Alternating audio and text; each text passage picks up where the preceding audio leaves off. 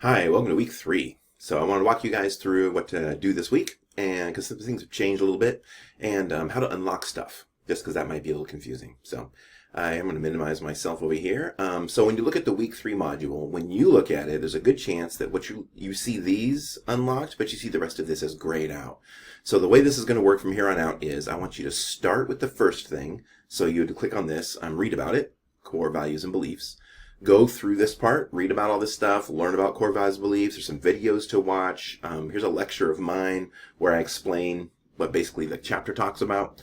And then at the bottom, there's a next button, and then you can click on next, or you can just go directly to the assignments.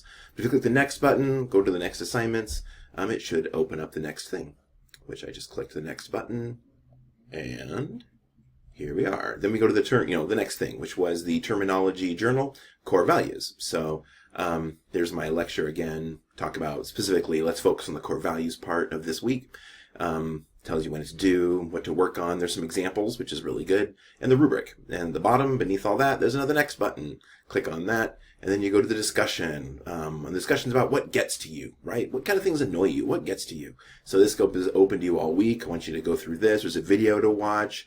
And then post a reply to one person. You don't have to go to everybody, not 3 people like last time, just one person, but it's a pretty specific reply. It's a pretty detailed reply. I don't want you to do that one person. Feel free to comment on more people if I'll be paying attention. So as long as one of them is at least like this, then you'll get all these points.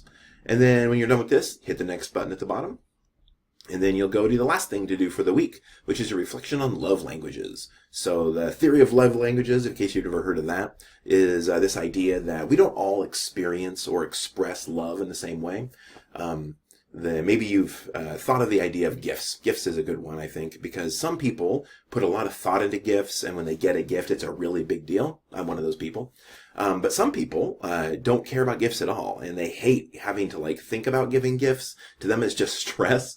So those are 2 different ways of experiencing love, right? And if those people don't know that those 2 people are trying to show each other love, the gift giver might feel like this other person doesn't love them if they never give them a gift in return, or maybe they don't appreciate the gifts they're given. That's one of the 5 love languages, is gift giving. So that's what this is going to talk about.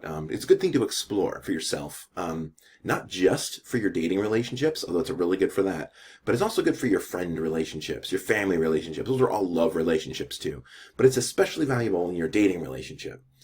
In my current relationship, I put a lot of work into finding somebody who speaks the same love languages that I do, because I went through 2 big, long relationships where we didn't match, and